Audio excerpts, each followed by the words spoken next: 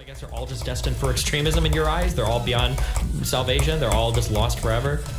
I will say that rioting in particular typically represents voices of the unheard. So, like... Rioting can represent a voice that... You realize that Rittenhouse and his city were literally the voice of the unheard because the police weren't doing anything to protect their businesses against the riots, right? Like, to do something as insane as going there when you're like a kid with an... Also, he had access to an AR-15. Guy is saying some real dumb shit, and then you're coming in with a totally different argument, saying like, oh, well, no one is saying that, when the other guy is saying that. So you can go ahead and preach. I don't know who the fuck you're talking to, though. Have fun, okay?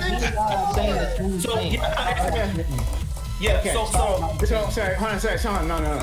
Little fact. Let Legendary speak for himself, right? I'm speaking for myself, too. You're not speaking for yourself. You're cutting in when I'm responding to him trying to... Extremely powerful, you know, 2.5 billion, 3 billion users, 30 billion monthly visits.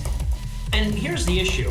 It's not to say that we don't know the nominal reasons behind why they behave the way that they behave. You know, Wikipedia says something about the Federal Reserve.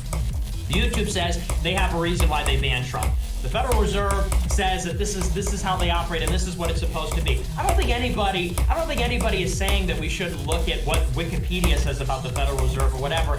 I think the point is that maybe if you want to understand the counter argument, or maybe if there's a conspiracy, if there is a deeper truth, you're not gonna find it on Wikipedia. That's the point. You know, if we're saying that YouTube may have banned Donald Trump for a different reason other than what they said was the reason, you wouldn't go to YouTube for that reason.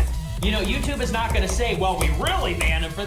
If you doubt the authority of Wikipedia, if you doubt the authority of YouTube, if you doubt the authority of the Federal Reserve, then it's obviously self-referential to say, well, we're going to find arguments against their credibility and their authority on their own platform. It just doesn't make sense. So how is that any less self-referential than your side?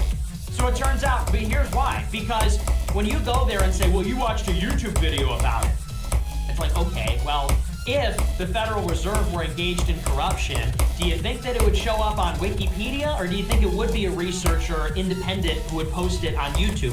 Where else would they distribute the content? And I think the big difference is that... Can I answer that question, or are you just going to ramble past like every question? Yeah, so if the Federal Reserve or some of these federal institutions were engaged in corruption, we've got multiple committees across both the House and the Senate that are in charge of like monitoring this stuff. So here's like the funny thing. I'm belittling and here's the funny thing when you say something that's obviously ridiculous. Sure. By common Okay. sense. So here's the funny thing: is that I can give you an institution that has hundreds or thousands of individual humans, staffers, congressmen. They're all working together that have contrary interests, that have every motivation. If a Republican or a Democrat thought that the other side was fucking around or doing